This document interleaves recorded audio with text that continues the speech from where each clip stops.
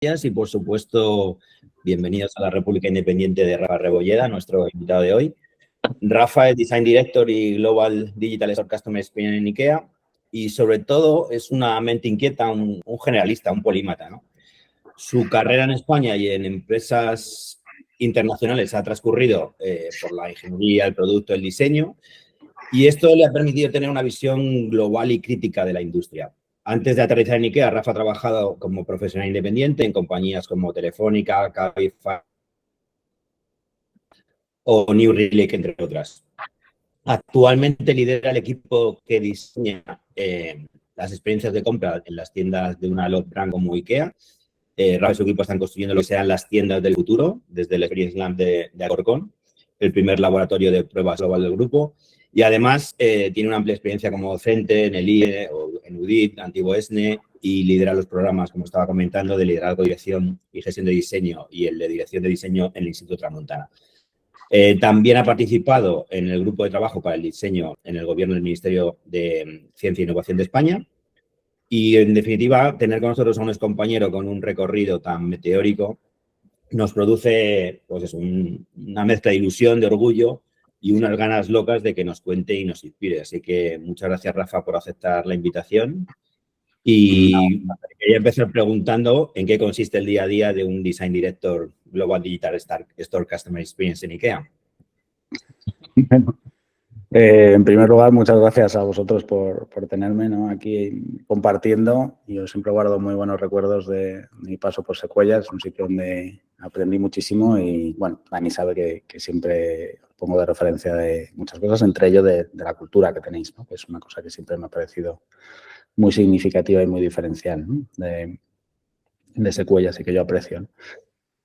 A ver, el día a día de un director de diseño, justo teníamos una mesa redonda el viernes en Tramontana, ¿no?, y hablamos un poco también el miércoles de las diferencias, ¿no?, a veces en agencias o en equipos internos o en grandes equipos, en pequeños equipos, ¿no?, de cuál puede ser tu día a día y también de los diferentes roles que a veces convergen en un título que puede significar distintas cosas en distintos sitios, ¿no? En muchos casos, o una faceta que se espera, ¿no?, de una posición así es que tengas liderazgo de pensamiento, ¿no?, con respecto a hacia dónde debemos ir, hacia dónde deben ir, pues en nuestro caso, las experiencias o hacia dónde debe ir un área, una iniciativa, ¿no?, que tengas una visión y que seas capaz de negociar esto con stakeholders o con otras áreas dentro de una empresa, ¿no?, dentro de negocios. Si lo haces con un cliente, pues también que tengas un expertise de una industria o de un determinado contexto, ¿no?, como para poder empujar, ¿no?, o dirigir ofertas o propuestas con criterio, ¿no? Yo creo que esa es una parte del rol. Hay otra parte que es la gestión de las iniciativas, ¿no?, puramente la gestión de personas, la gestión de ese día a día más administrativa, vamos a decir, de proyectos, de cosas que entran, de cosas que salen, lo que puedes hacer, lo que no tienes tiempo para hacer, tienes que priorizar, hacer planificaciones, digamos, por trimestre, en nuestro caso, por cuarter en otras empresas, por año, ¿no?, que ahora nos toca a nosotros también como ciclo. Y es un aspecto que vincula también, ¿no?, toda esa parte de visión, pero que la tangibiliza un poco más en aspectos más operativos, ¿no? Entonces, esa gestión de la operación y de las personas y del talento, que son ámbitos bastante amplios, ¿no?, y que estoy ahora mismo metiendo aquí de manera muy resumida, pero que también son muy, muy amplios en sí mismos, otra parte, ¿no? Y luego yo creo que está esa excelencia que tienes que también empujar por tener cierta excelencia en la ejecución, ¿no?, lo que es más el craft. Yo creo que está también esa dirección desde el punto de vista del craft. En nuestro caso, IKEA en particular, yo creo que no es en nuestro momento la parte más relevante, ¿no? Nosotros ahora mismo estamos en un ejercicio como muy de conceptualización, de abrir, ¿no?, de generar esas experiencias y de las partes iniciales, ¿no? Entonces, la factura o la excelencia de la factura no es el objetivo principal en este momento, ¿no?, para las cosas que estamos haciendo, pero en otras empresas o en otros momentos donde los productos ya están más maduros y estás ya más cerca del mercado, ¿no?, y tienes más interacción directa entre producto y cliente o servicio y cliente, Yo creo que otro de los aspectos que se espera es que tengas a una persona de referencia en craft, ¿no? En la ejecución y que tenga ojo por el detalle,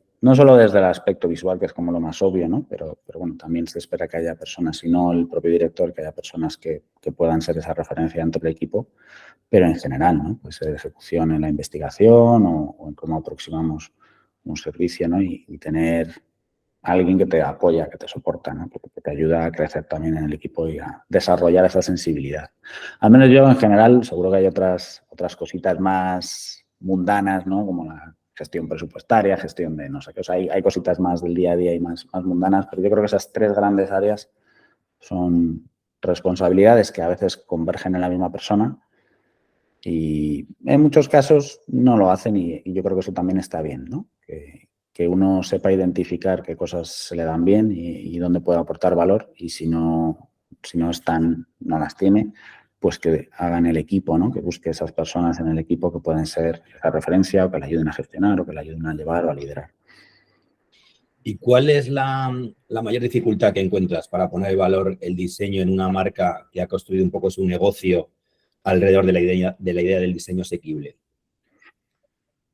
Bueno, a ver, IKEA tiene la suerte, o yo creo que hemos tenido la suerte, que hay una cultura establecida de diseño, en particular alrededor del diseño de productos, es decir, del diseño de los muebles y también una experiencia muy marcada, ¿no? Desde hace muchos años y que de hecho mucha gente busca o espera, ¿no? En algunas regiones se han intentado hacer otro tipo de experiencias, otro tipo de configuraciones, ¿no? Para probar otros formatos. Y una de las cosas que nos encontramos muchas veces es que la gente va a IKEA y quiere el rollo de IKEA, ¿no?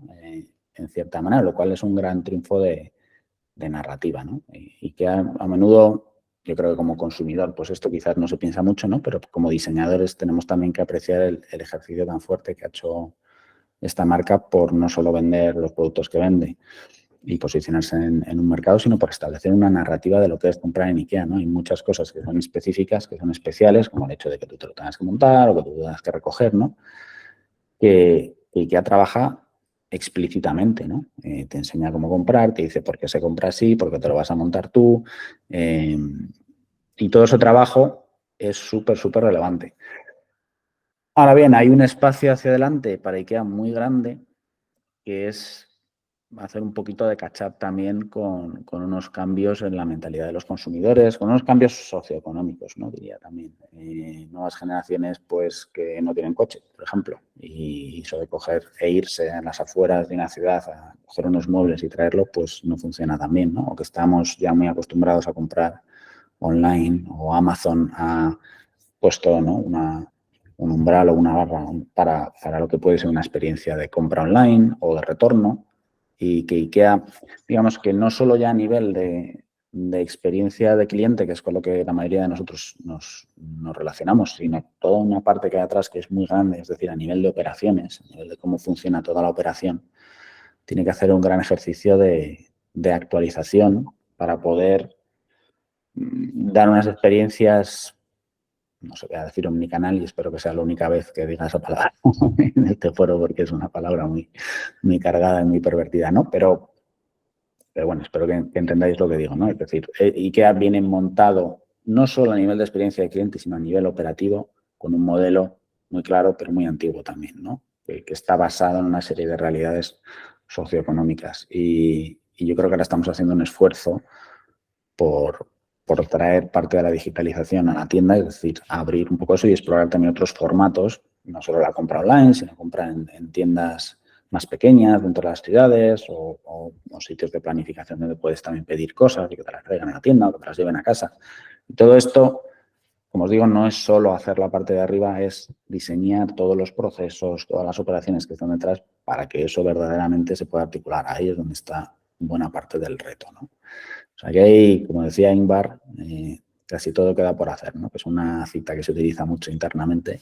Me parece que es una marca muy consolidada, pero en realidad queda muchísimo por hacer, ¿no?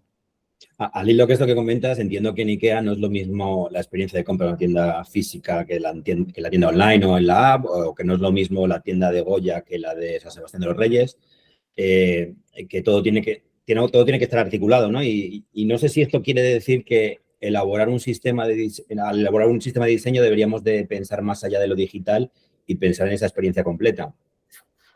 Sí, absolutamente. Y de hecho di una charla hace poco de esto en el DAM de Readability, ¿no?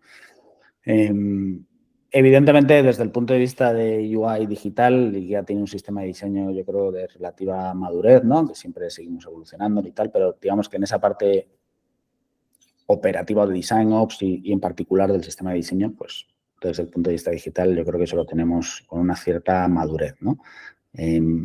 Pero como dices, yo creo que hay dos aspectos muy relevantes a tener en cuenta, ¿no? Y que yo además hago como mucha énfasis con mi equipo y en general dentro de IKEA, ¿no? Que cuando pensamos en un sistema de diseño de experiencias, no solo de UI, ¿no?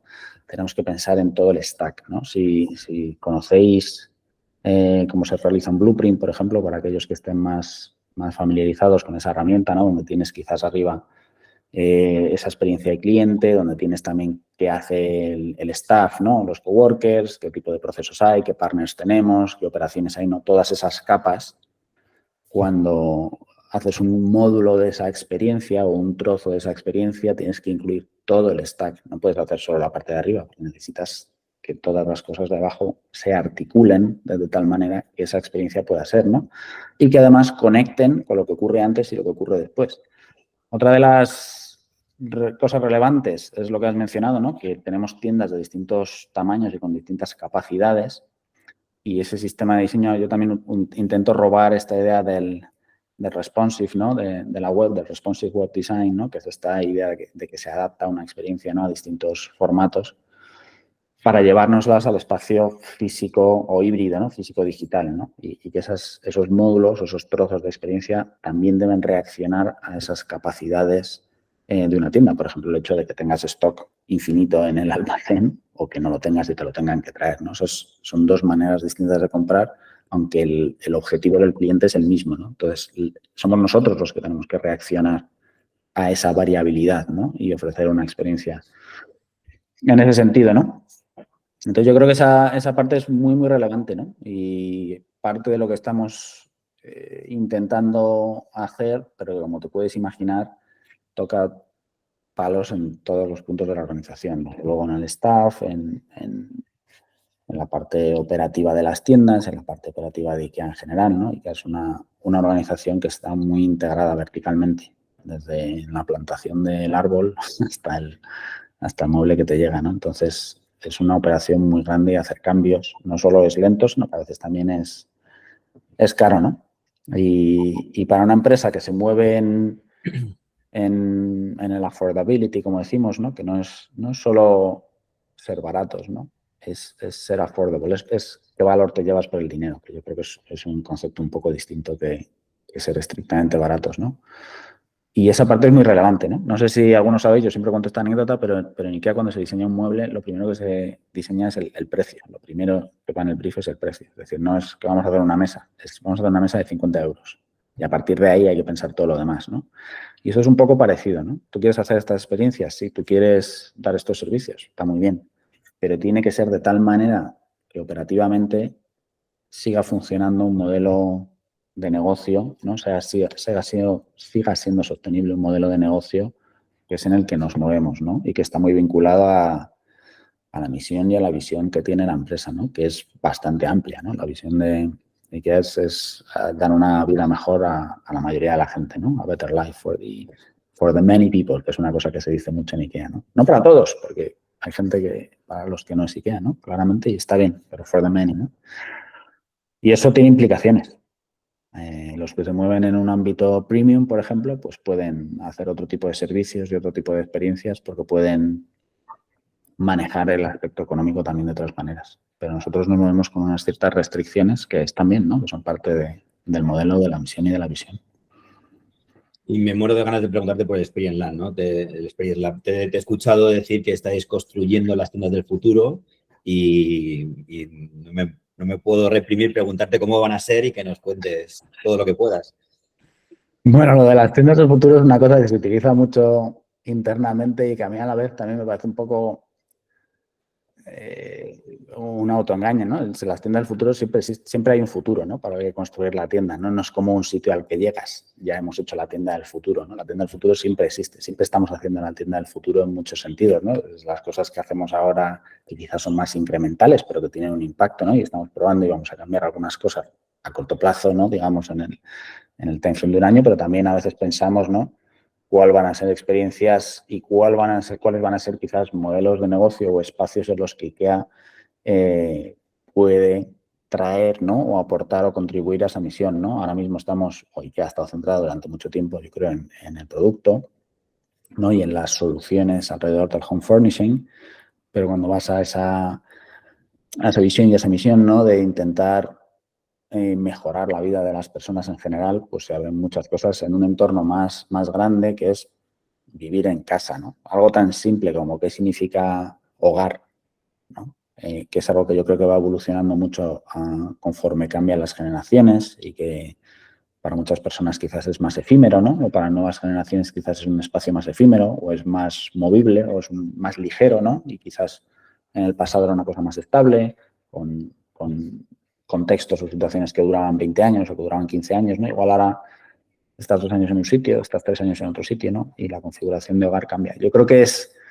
reaccionar un poco a todo esto, ¿no?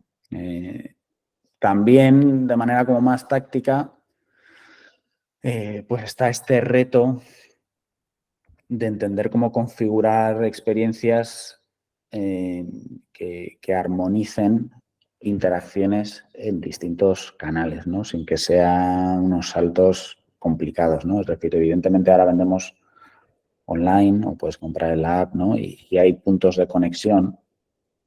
Pues puedes ir a hacer un click and collect o puedes ir a ver una cosa en una tienda y luego comprártela en casa, ¿no? Pero no es una experiencia unificada y coherente, ¿no? Donde te muevas de manera un poco sin fisuras entre unas cosas y otras. Ni las tiendas, digamos, el uso, por ejemplo, que se hace de las capacidades digitales de las tiendas, pues es un poco obvio. Yo creo que esto también pasa no solo en IKEA, sino en retail en general o en espacios físicos en general, ¿no? No es mágico o transparente, ¿no? Como a mí me gusta decir. Nadie piensa en vamos a hacer unas experiencias habilitadas eléctricamente, ¿no? O sea, es una cosa que no ves, es un habilitador que está ahí, que no ves y que no está en tu cara, ¿no? Como dicen los anglosajones. Y yo creo que ahora lo que se hace muchas veces en experiencias digitales es pum, ponerlo en tu cara. Venga, vamos a poner una pantalla aquí, vamos a poner un kiosco aquí, vas a usar la app aquí. Y eso es, bueno, o sea, es un paso, yo lo veo como un paso intermedio, ¿no? Como un paso un poco vasto, un poco bruto de traer capacidades digitales, pero idealmente a lo que creo que aspiramos es a que eso sea transparente, ¿no? Muchas veces las capacidades digitales están en haber habilitado por debajo unos procesos o un conocimiento, por ejemplo, sobre el cliente que un trabajador puede ver sobre ti, ¿no? Y entonces cuando interactúas con esa persona, mágicamente sabe lo que estás buscando y sabe lo que quieres y te puede ofrecer algo, no para cualquier cliente que le pregunte algo, sino específicamente para ti, para el proyecto que tienes en marcha, ¿no? ¿Cómo habilitamos todo eso por debajo para que esa interacción tenga lugar, ¿no? Eso también es una capacidad digital, pero no es poner necesariamente una pantalla delante de estos 2 personas, ¿no? Que es como lo obvio, lo pum, ahí en tu cara, ¿no? Y yo esto lo he visto, hacemos evidentemente mucho benchmarking también con otras empresas, yo que sé, con Zara, que ya sacó su store de referencia ahí en Madrid, yo que sé, con Decathlon, con retail en general. Y yo creo que hay muchas empresas que están en esa fase como de la obviedad, ¿no? Del in your face. Y por poneros un ejemplo de lo que quizás no es tanto in your face, pero tiene mucho impacto, y quizás conocéis, ¿no? Estas etiquetas de RFID, ¿no? Que permiten hacer un tracking de todos los elementos dentro de una tienda y de por dónde pasan y dónde salen desde que los fabricas. Eso es totalmente transparente para el cliente, ¿no? Nadie sabe probablemente ni que existe, están las etiquetas o está en sitios escondidos, pero tienen un mogollón de impacto en cómo funciona una tienda y en el tipo de experiencias que puedes hacer, ¿no? Y a mí me gusta más pensar en ese tipo de habilitadores, ¿no? Que son más transparentes para las interacciones y lo que habilitan son unas experiencias más significativas, más profundas, de más calado, más... No sé, mágica es una palabra un poco manida, ¿no? Pero yo creo que todos hemos pasado alguna vez por este proceso, por este servicio con un banco o con la administración, algo así, donde de repente haces algo y funciona, ¿no? Y dices, ya está, no tengo que hacer más procesos, no tengo que hacer nada más, no tengo que hacer 50 pasos más o copiar y pegar de un formulario a otro, ¿no? Ya está, ya ha funcionado. Eso para mí es lo que a lo que hay que aspirar, ¿no? No solo a nivel de procesos, sino habilitando interacciones o contenidos que ahora mismo no están habilitados, ¿no? Te quería preguntar por la comoditización del diseño, ¿no? Parece evidente que en los últimos tiempos se ha comoditizado y con el peligro que esto supone para nuestro sector, ¿cómo crees que podemos evitarlo? ¿Tiene solución? Bueno, yo creo que la primera manera de evitarlo es nuestro propio entendimiento de lo que es diseño, ¿no? Si ya como sector pensamos que estamos comoditizados, ¿no? Pues yo creo que hay un primer problema de lo que entendemos por lo que hacemos, ¿no? Y del valor que podemos aportar. A mí me parece que hay cosas que se han ido comoditizando y otras que se irán comoditizando, ¿no? Ahora, por ejemplo, con herramientas generativas de AI e irán, ¿no? Quitando capas de producción, yo creo, en general, pero también estimulantes, ¿no? Es decir, de habilitar igual ideas nuevas que no se te habían ocurrido antes. Pero yo creo que hay una parte del diseño que de hecho me parece quizás la más relevante, que es la parte de imaginar lo que podría ser, ¿no? Ahora yo creo que hay una parte pues, productiva muy comoditizada. Me vienen a la mente, no sé, cosas muy fáciles como la parte de sistemas de diseño o cosas así más operativas, como digo, de la producción, a veces de UI y tal, pero imaginar lo que podría ser, abrir la mente a cómo se puede articular una misión, ¿no? Una visión y generar o ampliar lo que en Tramontana también llamamos ese territorio de lo diseñable, ¿no? Esas nuevas maneras. Yo creo que ahí es donde diseño puede aportar mucho y puede aportar en cambios significativos, ¿no? También yo creo que en la industria se ha comoditizado un poco el rol del diseño en el sentido de que también en una mezcla de la profesión y la demanda, que creo que deberíamos también reaccionar y cambiar un poco, diseño se ha visto como una función muy reactiva, ¿no? Y muy al servicio del producto, ¿no? Y esto a mí me parece una cosa que deberíamos reflexionar profundamente, ¿no? Y se ha entendido o se espera también en esa búsqueda perenne del impacto en negocio, pero a corto plazo, que es yo creo también otro de los problemas que tenemos y los que vivimos, ¿no? Mucho trabajo de optimización, ¿no? Y de mejora incremental. En parte por esa cultura de producto creciente, ¿no? Que busca casi siempre esa mejora incremental, esa mejora testeando, ¿no? Y como probar muchas cosas. Yo creo que ahí es donde se comoditiza mucho la labor. Pero a mí me llama la atención y creo que esto contrasta mucho con otra teoría socioeconómica, ¿no? Muy extendida y que yo creo que aceptada también, ¿no? Que es esta idea de que realmente los productos también están comoditizados, ¿no? Incluso los servicios empiezan a estar comoditizados, ¿no? Es difícil, si yo os enseño este móvil, es difícil que sepáis cuál es, ¿no? O que realmente a nivel de producto, ¿no? Unas cosas que otro no me ofrece, ¿no? Está bastante comoditizado hoy en día esto. Incluso a nivel de servicios, que es donde están creciendo, por ejemplo, estas empresas, ¿no? Y lo veis, por ejemplo, en los quarterly reports de Apple, ¿no? Donde crecen significativamente es la parte de servicios. Es decir, que el producto está muy comoditizado, piensa en coches, móviles, ordenadores, ¿no? Prácticamente a nivel de features todos hacen los mismos. Luego tienes una capa de servicios que también en muchos casos está comoditizada, ¿no? No sé si alguno ve una gran diferencia, por ejemplo, en que te traiga una hamburguesa Globo o te la traiga Deliveroo, por ejemplo, o te la traiga Uber Eats, ¿no? Pues cuando te dan el servicio, o que te lleve Uber o que te lleve Cabify, ¿no? Donde está la diferencia es en la experiencia que estas empresas te dan, ¿no? Y en el stage, ¿no? Vamos a decir, que te ponen, ¿no? En lo que construyen para que ese servicio tenga lugar. No en el servicio en sí, te van a llevar de A a B de todas maneras, ¿no? Pero cómo hacen, ¿no? Cómo generan ese espacio en el que ese servicio ocurre, ahí es donde está la diferencia. Y yo creo que eso no está comoditizado, pero a la vez tampoco creo que como diseñadores y como profesión, ¿no? Peleemos por eso, ¿no? Busquemos ese espacio, ¿no? Estamos como profesión muy serviciales a una cultura de producto que nos busca varias capas por debajo de lo que podemos hacer, ¿no? Y para mí esto es brutal, ¿no? A nivel de industria. Y va un poco vinculado también a la popularización, ¿no? del diseño de producto, el product design, ¿no? Que se vende tanto ahora y que está muy reactivo y muy servil a unas demandas de producto en relativamente cortoplacistas, ¿no? Y yo doy mucha caña en mi contexto porque producto es el means, ¿no? Para la experiencia, es el means para los servicios y es el means para las experiencias, no al revés, ¿no? Y el objetivo no es más descargas de una aplicación. Más descargas de una aplicación es el resultado de haber conseguido un valor para el cliente, ¿no? No es el objetivo en sí, es el resultado. Y cuando tú utilizas estas métricas, que también se hace mucho, ¿no? Cuando tu métrica es las descargas de la app, que a nosotros, ¿no? Pues también nos pasa, yo lo reto mucho, es muy fácil y muy tentador aumentar esas métricas, ¿no? O si tu métrica es, como también nos pasa y como creo que pasa en muchas compañías, que tenemos que aumentar el número de clientes que se registran, el número de clientes que están logados.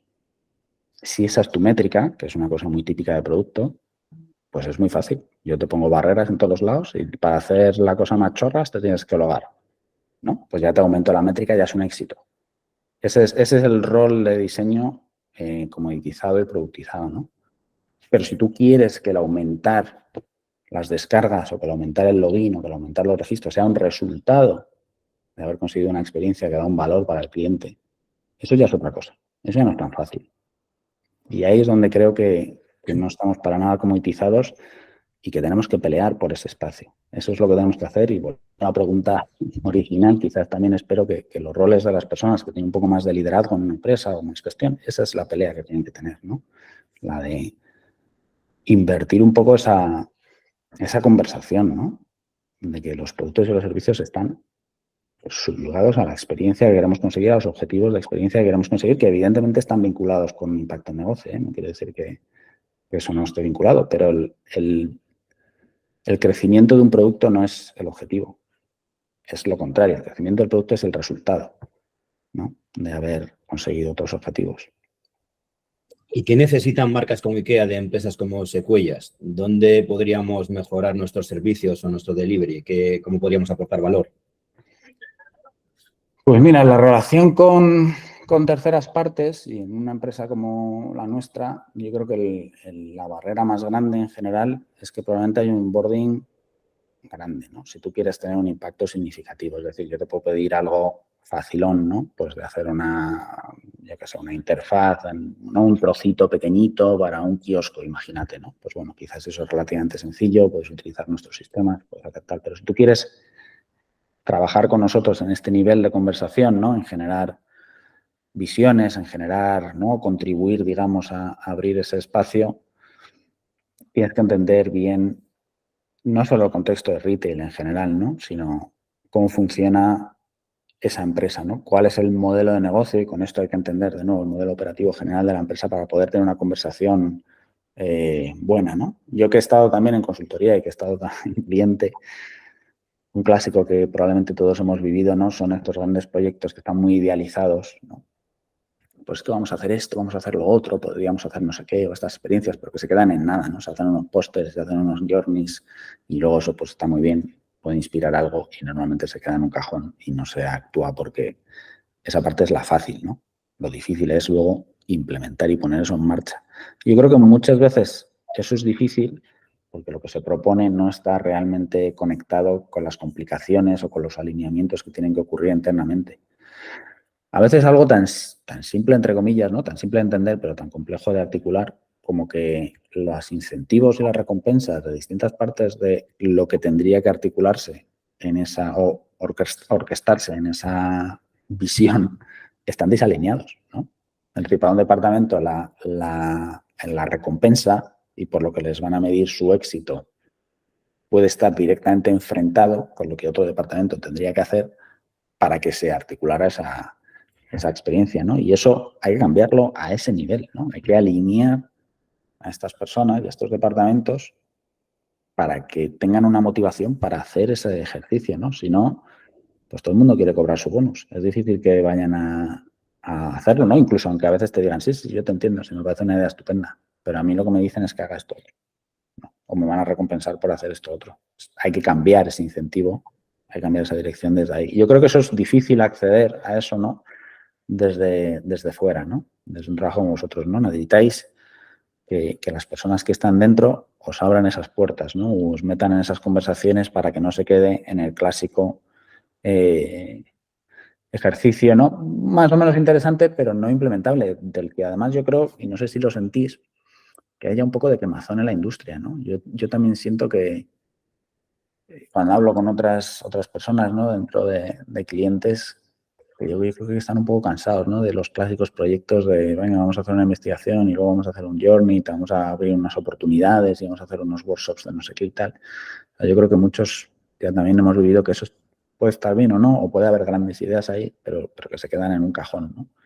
Y yo siento que también hay un poco de quemazón en ese ejercicio. Y ahí las dos partes tienen que aportar para que eso sea un éxito. No solo lo que una agencia o una consultora como vosotros, sino la parte que está dentro también tiene que hacer un trabajo para habilitar que eso tenga un impacto, ¿no?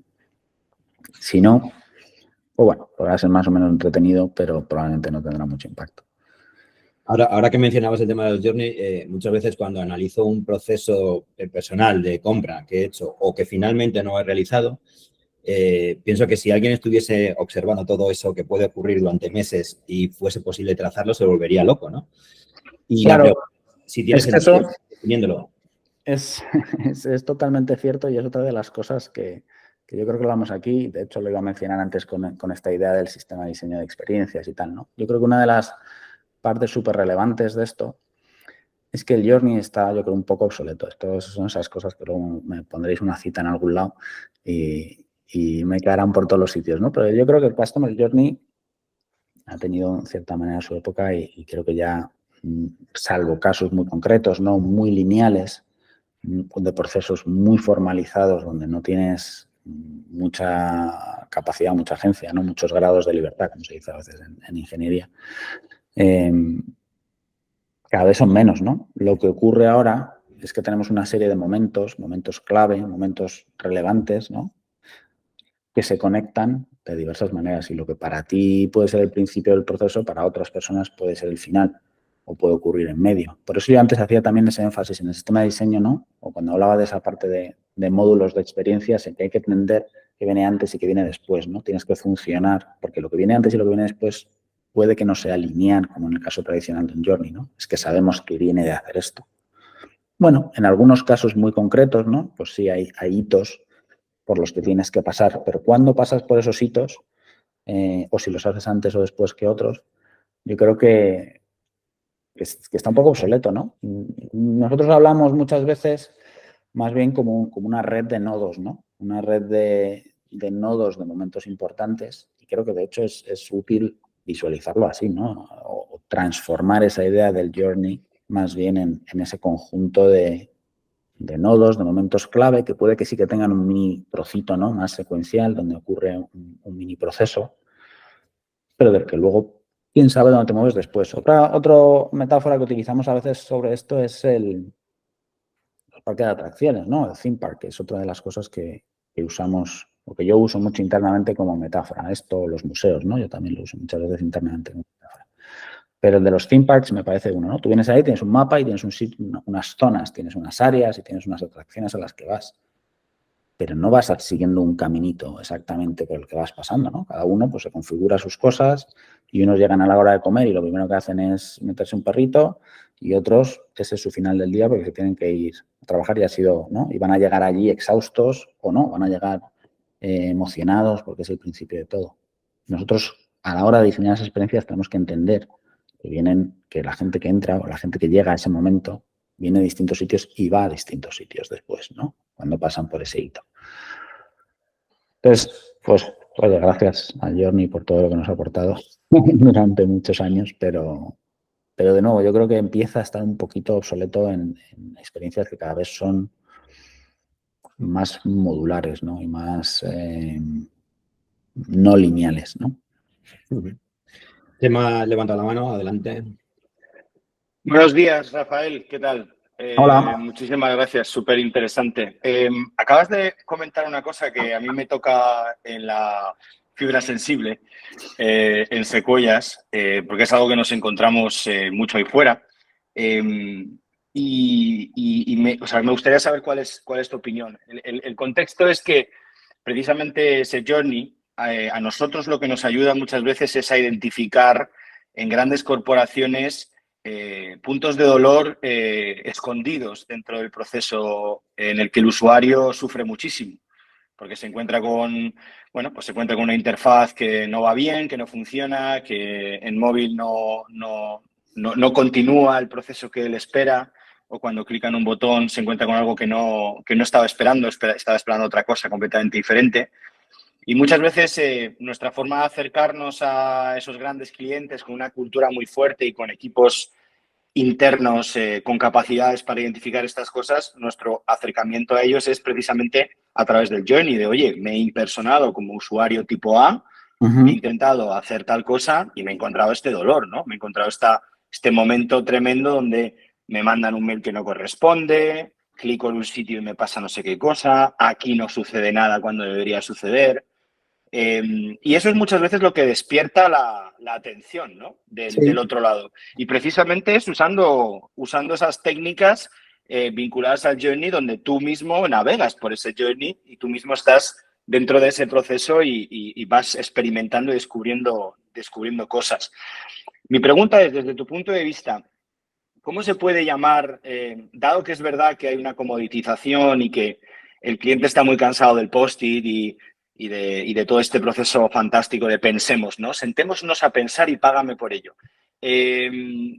¿Cómo ves ese acercamiento al cliente en puntos de dolor reales de él? Es decir, oye, estos son los servicios que ofrecemos como diseño estratégico, como consultoría. Nos hemos impersonado, no venimos a contarte lo bien que hacemos las cosas, sino venimos a contarte lo mal que lo haces tú en determinados puntos. ¿Cómo traducimos eso para que el cliente no te manda la mierda? No te diga, perdona, ¿quién eres tú? ¿No? Bueno, yo no soy nadie, yo simplemente he intentado comprar unos zapatos en tu site y ha sido un desastre. Es decir, no me ha apetecido comprar esos zapatos. ¿Cómo podemos romper cómo podemos recuperar y precisamente si nos sentamos y me pagas por ello, podemos echarte una mano para ver cómo reconducir esto, ¿no? Sabiendo la barrera que acabas de comentar a nivel cultural, ¿no? De, ostras, ¿cómo me pongo yo en nivel de información con vosotros para echaros una mano, ¿no? Puede que te haya sorprendido cuando te haya contado esto. Tu empresa es tan gigantesca y tu ecosistema digital es tan gigantesco que ni siquiera habías sido capaz de identificar esta problemática del usuario. Pero ¿cómo hago yo para entrar ahí? ¿Cómo plantearías ese enfoque? Sin parecer macarra, obviamente, sin parecer un macarra, un hater, que no te perciban así. No, espero que no. Son muchas cosas en esa pregunta. Voy a intentar que no se me olvide nada. A ver, lo primero es que yo creo que el journey es una cosa que, a pesar de que para nosotros quizás sea un artefacto clásico ya con muchos años, incluso el blueprint, ¿no? Nosotros hablamos muchas veces del blueprint y hay mucha gente que no entiende lo que es el blueprint o que le asigna un significado distinto al artefacto que se utiliza a veces en diseño de servicios. Pero bueno, en IKEA, por ejemplo, el Customer Journey es una cosa súper aceptada culturalmente, ¿no? Tenemos un journey canónico, se dio training aquí hace unos años. O sea, tú no tienes que ir a hablar con nadie de lo que es un journey porque todo el mundo lo entiende. Lo cual ya es como que tienes ganado un montón que muchas otras empresas no tienen, ¿no? Entonces, yo no veo maldad en usar eso como punto de entrada, ¿no? Como lenguaje común. Oye, mira, vamos a hablar de esto, llegas a este momento y en este momento hay un dolor por la razón que sea, ¿no? Entonces, como punto de entrada no me parece mal. Lo que creo que es malo es como punto de salida, ¿no? Como fin, que el outcome de algo sea hablar de nuevo como de journeys en ese sentido. Si hablar de journeys te acomoda un punto común de conversación con otro interlocutor, pues me parece bien para comenzar esa conversación o para encontrar ese denominador común a partir del cual podemos construir algo nuevo, ¿no? Entonces, esa parte a mí, nosotros lo hacemos también internamente, pero de nuevo como entrada, ¿no? No tanto como salida. Yo intento que no sea tanto como salida porque entonces, pues, persevera esta idea de los journeys, ¿no? Pero tú lo puedes coger para partir de ahí, igual ya salir del journey y decir, mira, vamos a concentrarnos en este momento, ¿no? Y vamos a profundizar en lo que ocurre en este momento. Y ahí viene el siguiente punto, ¿no? Yo creo que si quieres hablar de esto no funciona, pues te diría que en muchos casos probablemente ya saben que no funciona. O yo, la mayoría de las cosas que me decís, ya seguro que ya sé que no funcionan o que se pueden mejorar, ¿no? Lo que probablemente no entendéis desde fuera, o lo que probablemente no se entiende y donde yo creo que ahí puede estar ese punto de no sonar como un macarra y tal, es porque no funciona y las complejidades por las que no funciona, ¿no? Cuáles son las restricciones operativas, de negocio, de sistemas legacy, de terceras partes sobre las que depende ese proceso, ¿no? Ahí es donde realmente está y yo creo que profundizar en entender esto, en ese nudo, ¿no? Que probablemente es lo que hay abajo, es lo que puede habilitar esa conversación, ¿no? Y que, de nuevo, que funcione, muchas veces es el resultado de quitar ese nudo que ocurre ahí. No se trata de rediseñar necesariamente esa parte de interacción, ¿no? Que es quizás como la parte más obvia y más tal. Y que yo creo que también se ha comoditizado ya un poco, ¿no? Aunque hay muchos servicios, me viene a la mente en la administración o cosas así como más heavy, ¿no? Que hasta lo más básico, ¿no? Que son cosas ya de hace 20 años, de 30 años, que realmente es como, tíos, realmente esto es lo que os puedo aportar, ¿no? Usabilidad de un formulario, cosas así, ¿no? Es como, no lo sé, ¿no? Y luego la otra parte que yo creo que hila con lo que os estaba intentando contar antes, es no centrarse tanto a veces en arreglar esos microproblemas, que es un track necesario, ¿no? Es decir, y muchas veces que son higiénicos, ¿no? Es decir, arreglar higiénicos o simplemente tener una experiencia, joder, que funcione, que es que ya esto nos parece algo como increíble, ¿no? Una cosa que vaya suave de principio a fin, ¿no? Y no te encuentres con nada que dar. Pero cambiar un poco el debate de, oye, esto es un pain point, a esto es lo que podrías hacer, ¿no? Esto es lo que podrías ser. Te das cuenta que tienes una marca o tienes unos clientes o tienes, ¿no? una maquinaria con la que podrías ser esto, ¿no? O que te estás perdiendo esta oportunidad en el mercado, ¿no? Y yo lo enlazo esto de nuevo con lo que decía antes del diseño, ¿no? Con ese diseño tan reactivo. Ah, no, es que tienes este problema, te lo voy a arreglar. Bien, si eso es un track de trabajo que tiene muchas cosas por hacer y que todos tenemos mucho por hacer y que no puedes dejar de hacer en cierta manera, casi siempre. Hay veces que yo creo que puedes dejar de hacer eso porque hay otras oportunidades que te eliminan ese problema completamente, ¿no?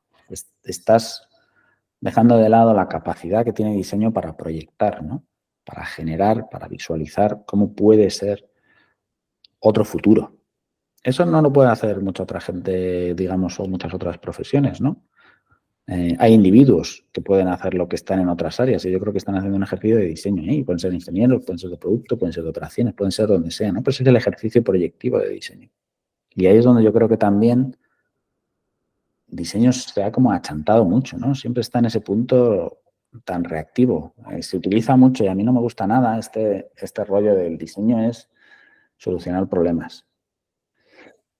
Bueno, pues hay una parte de eso en la vida, indudablemente, pero a mí me gusta pensar que diseño no es solo solucionar problemas, ¿no? Es cambiar el mundo, en el sentido como más, no solo garantioso, ¿no? Sino real. O sea, voy a hacer algo porque quiero otro futuro, quiero un futuro distinto. O veo la oportunidad de cambiar algo o de hacer algo que me va a proporcionar unas satisfacciones, unas oportunidades, unas sensaciones, unas experiencias que no tenía antes. No porque ya tengo un problema, sino porque veo una oportunidad que podemos hacer hacia adelante, ¿no? Ese what if, ¿no? ¿Y si hiciéramos esto? Y si, de alguna manera se está perdiendo eso en el diseño y me encuentro mucho, yo también soy como muy crítico de esto, ¿no? De diseñadores que no diseñan, ¿no? Es que cada vez ocurre más, ¿no?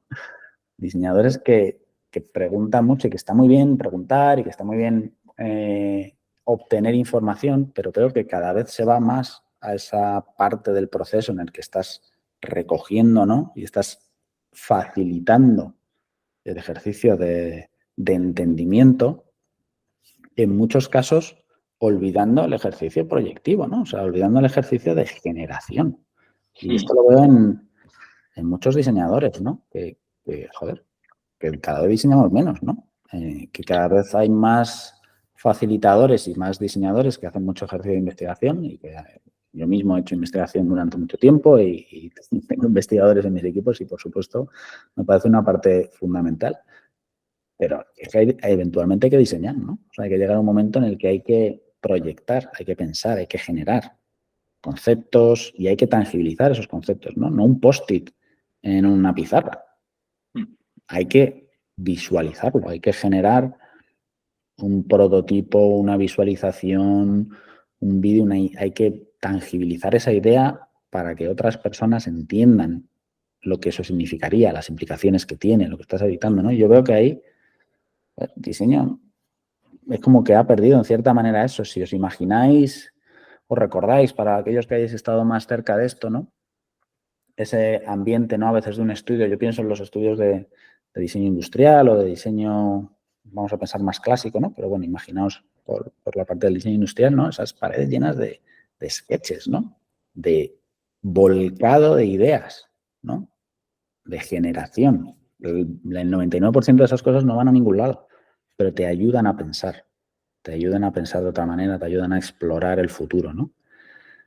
Y a mí me gustaría ver más de esto, ¿no? En los diseñadores y que está muy bien en identificar el pain y hacer ese ejercicio y tal, pero luego dame, ¿no? Ayúdame a pensar, ayúdame a ver, a visualizar qué me estoy perdiendo.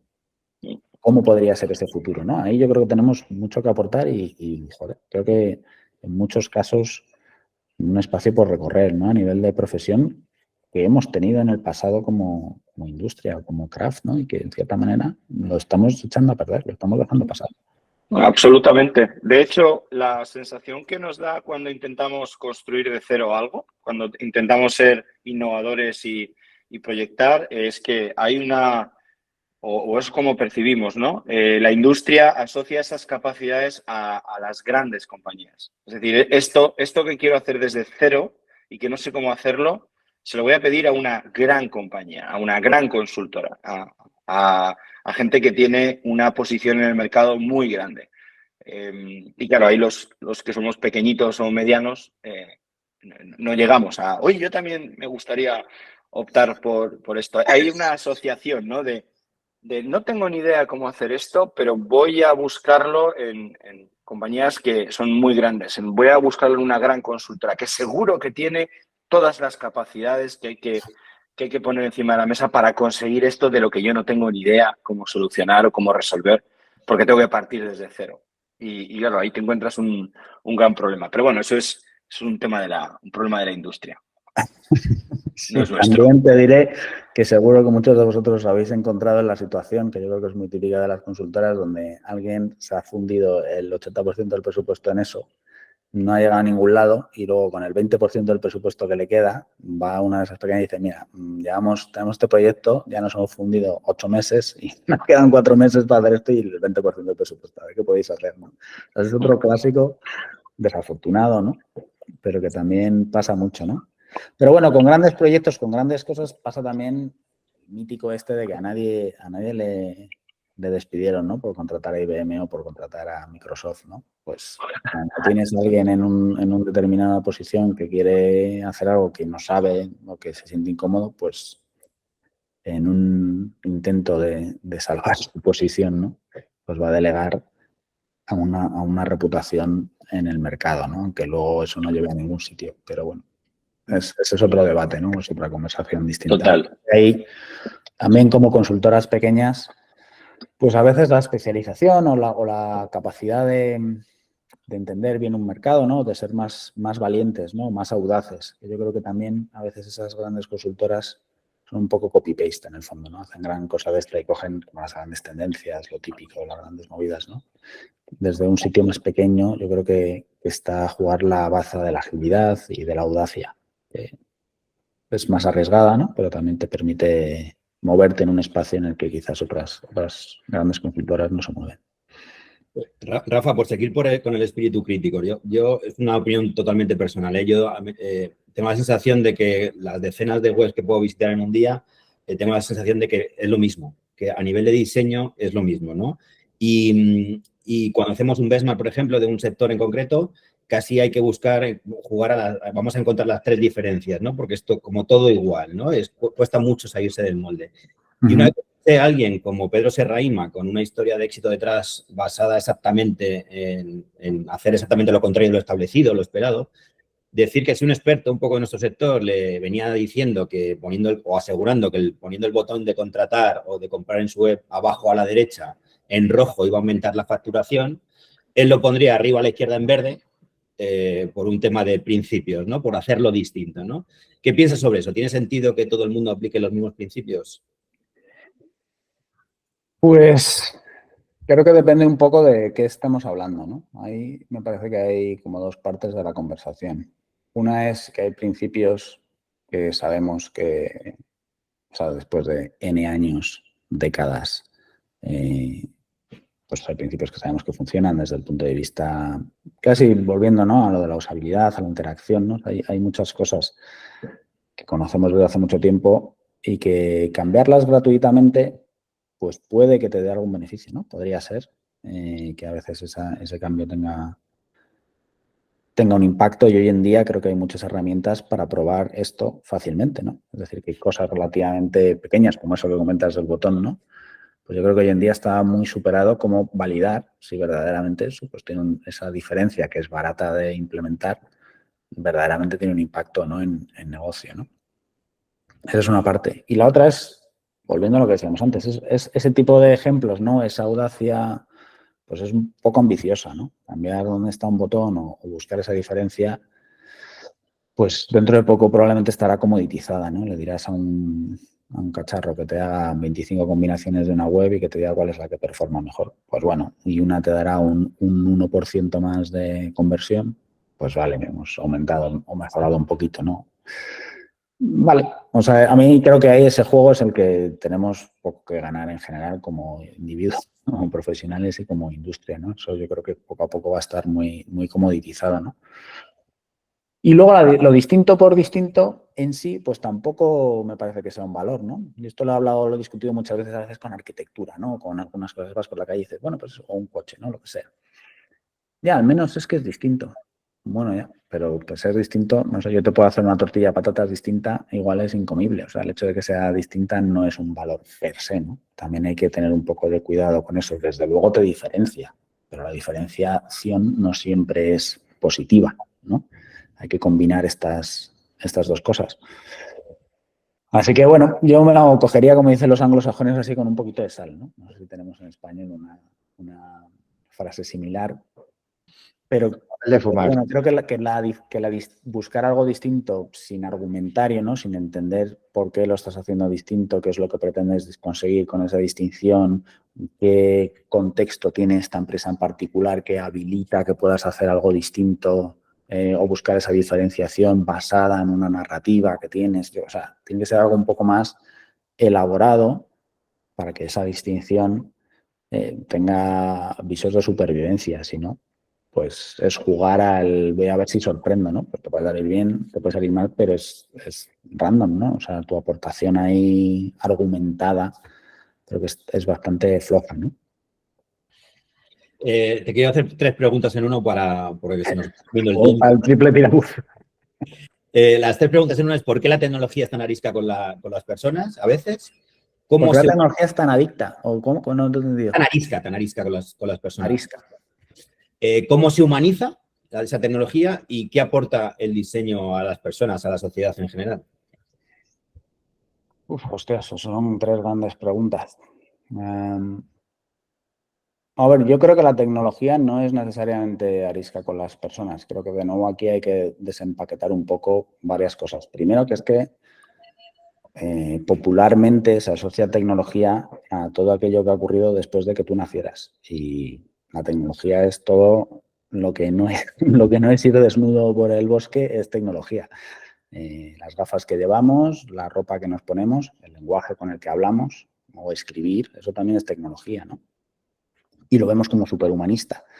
Lo que habilita el arte en nuestra sociedad está habilitado por distintos desarrollos tecnológicos, ¿no? El pincel, las pinturas, las distintas técnicas, aplicaciones, ¿no?, que hemos ido sacando a lo largo del tiempo. Entonces, ¿es arisca la tecnología? Pues creo que hay que matizarlo mucho y que no es algo intrínsecamente ni que es una cosa que está separada, ¿no? Que hay que tener una visión también más humanista de lo que entendemos por tecnología, ¿no? Que no es simplemente lo que nos están vendiendo ahora como lo que acaba de salir, ¿no? Las últimas tecnologías, tal. Eso se utiliza mucho, ¿no? Popularmente, pero creo que como profesionales debemos, ¿no?, separarnos un poquito y verlo de manera más amable y holística. Luego también creo que hay que entender que una vez entramos en tecnologías nuevas, ¿no?, más modernas, pues me parece normal que sean más ariscas, ¿no? Porque son más brutas, ¿no? Y esto yo creo que pasa, y lo hemos experimentado todos los que también nos gusta experimentar, con lo que sale, tal, pues las primeras versiones de todo son en general pruebas de concepto, son interacciones sobre las que todavía no hemos pulido, ¿no? O no estamos entendiendo qué nos van a ofrecer, dónde está el valor, cuál es la mejor manera de relacionarse. Y en ese punto, pues probablemente haya cosas que no están pulidas, que son un poco punzantes o que son un poco, que no tienen ese confort, ¿no? Pero yo creo que en cierta manera hay también un poco de filtro natural con las personas que se relacionan con esto, ¿no? Pues los clásicos early adopters, ¿no? O después probablemente llegan los profesionales hasta que algo llega al mercado, ¿no? Si pensáis en cosas como la realidad aumentada ahora, ¿no? Vimos el otro día lo de Apple o la realidad virtual. La realidad virtual se inventó en los 60 y conceptualmente es básicamente lo mismo que hay ahora. O sea, ahora tenemos mejores gráficos, tenemos mejores pantallas, no sé qué, pero no ha cambiado mucho desde el punto de vista de interacción. Es lo mismo, te pones unas gafas aquí y si veis las demos que hay, es esencialmente la misma idea, ¿no? ¿Ha mejorado el valor que intercambiamos o la propuesta de valor que tenemos con esto, cómo nos relacionamos, ¿no? Yo creo que ahí está un poco el reto. Me decías, ¿me recuerdas la segunda pregunta? Que me acuerdo la tercera, que es el diseño puede aportar a la sociedad. ¿Me recuerdas la segunda? Sí, ¿por qué era tan arisca la tecnología? Bueno, esa es la que te acabo de contestar. Vale, pues el cómo se humaniza. ¿Cómo se humaniza? Sí. Sí, ¿cómo se humaniza? Yo creo que parte de humanizarla primero es romper esa falsa dicotomía, ¿no? Es también lo que os intentaba decir de lo tecnológico versus lo humanista o versus otras cosas, ¿no? Yo siempre, esto de lo de ciencias o los de letras, ¿no? Los diseñadores o los ingenieros, que me parece una aberración, ¿no? Como si hubiera una... De hecho, yo creo que aquí en la sala seguro que hay ingenieros que hacen diseño. Y no sé, yo veo que humanizar la tecnología consiste en entender bien cómo hacerla transparente, ¿no? En lo que os contaba antes de que no sea la tecnología por la tecnología, ¿no? En los momentos iniciales, las personas que a veces nos gusta, ¿no? Jugar con esos habilitadores, inspirarnos, ¿no?, con el potencial que podrían tener, pues a menudo nos relacionamos con algo en su forma más cruda, en su forma más básica, ¿no? Pero la verdadera humanización para mí consiste en cierta manera en la transparencia, ¿no? En haberte olvidado de la tecnología en sí, ¿no? Del habilitador subyacente. Igual que ahora estamos teniendo esta conversación, ¿no? Probablemente ninguno de nosotros está pensando ni en las gafas que lleva puesta, ni en la ropa que lleva puesta, ni en la electricidad que está ocurriendo, ni en el wifi que nos conecta. Probablemente ni siquiera ya a este punto en la pantalla a través de la que nos vemos, ¿no? Se han vuelto transparentes para nosotros, ¿no? Es parte integral de cómo nos movemos y cómo funcionamos. Y yo creo que ese es un poco a lo que debemos aspirar, ¿no? En ese tipo de humanización. Y quizás se enlaza un poco con lo que el diseño puede aportar a la humanidad. Yo creo que el diseño ha aportado a la humanidad todo, ¿no? O sea, nosotros, sí creo que algo nos distingue de otros seres vivos, es precisamente que diseñamos, ¿no? O sea, que ejecutamos un cambio en nuestro entorno para transformarlo de una condición actual a una condición futura deseada, ¿no? No una condición futura cualquiera, es decir, no es una creatividad al azar, es una creatividad, ¿no? Es una capacidad de cambio intencional, con un objetivo.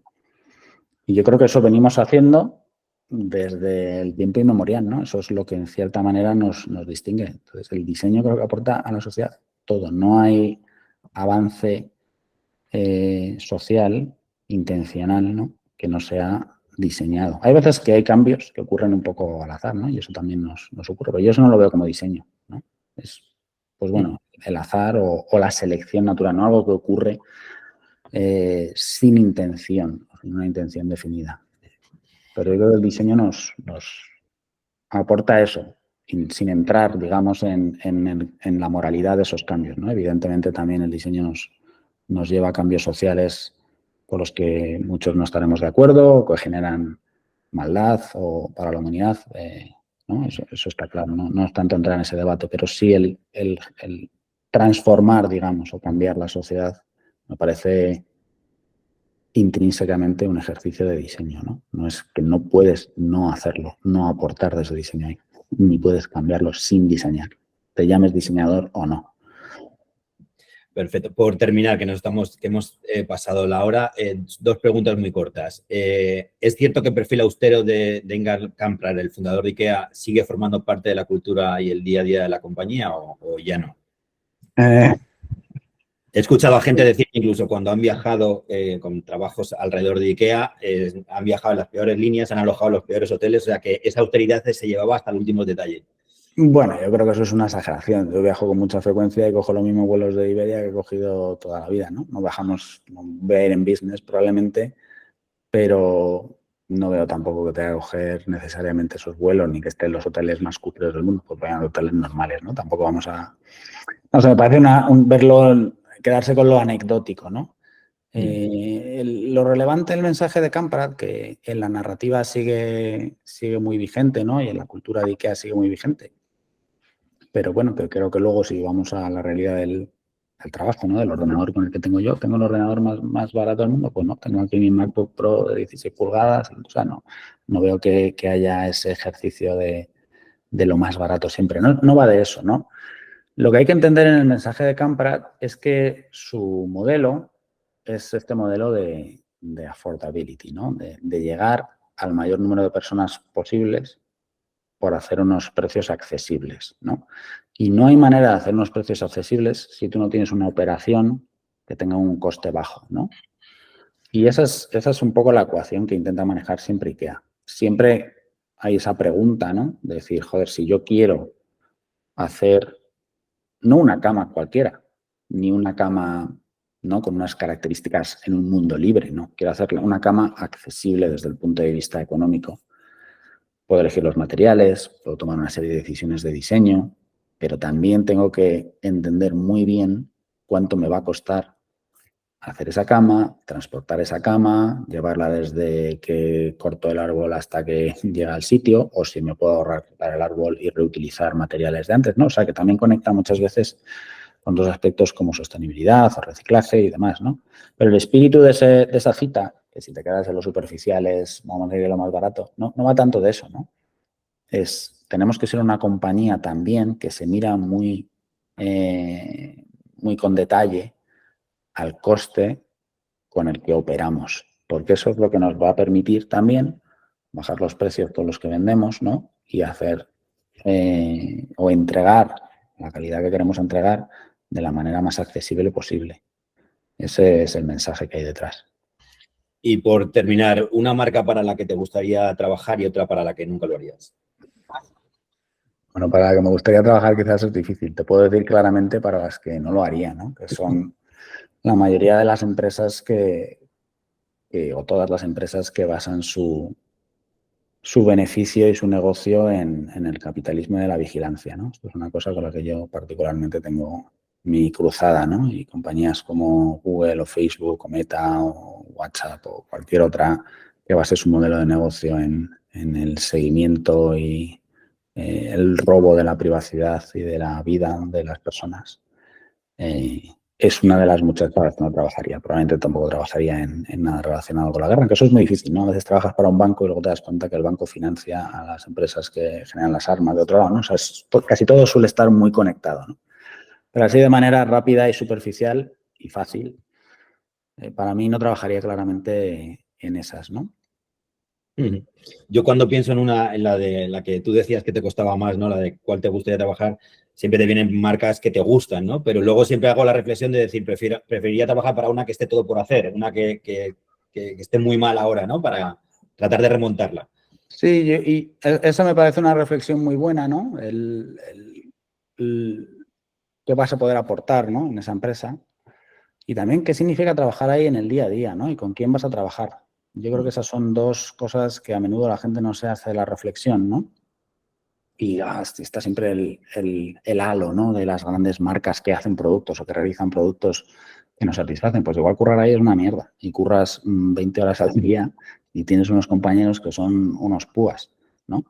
Y sin embargo, currar en otra empresa que hace algo con lo que te alineas, ¿no? Yo creo que el propósito es relevante, ¿no? Que sientes que estás aportando en un entorno que te gusta, que te motiva, ¿no? Con el que te sientes vinculado, pero no hay que olvidar para nada, sobre todo, la gente con la que trabajas. Para mí eso es probablemente el motivo principal, ¿no? Para estar en un sitio o en otro, ¿no? La posibilidad de trabajar con gente que te enriquece, con la que puedes tener una buena conversación, que tiene un buen nivel de discurso, con lo que puedes entrar, eso no tiene precio en el día a día, o sea, no tiene precio.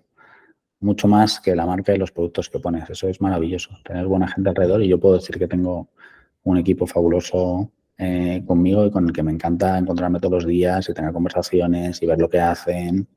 A mí eso me da la vida. Pues no se me ocurre mejor final, porque creo que también todos los que estamos en Sequoia nos sentimos un poco así. Así que muchas gracias, Rafa, por tu tiempo, por tu generosidad, por tus reflexiones. Se han quedado un huevo de preguntas en el tintero, o sea que te perseguiremos. Cuando queráis. Es un placer estar aquí con todos vosotros y cuando queráis volvemos a hablar. Genial. Y muchas gracias a todos los que os habéis conectado y a los que lo veréis en YouTube. Un abrazo grande a todos. Gracias a todos. Chao. Y muchas gracias, Rafa. Nada, un placer. Chao, chao. Gracias. Gracias. Adiós. Gracias.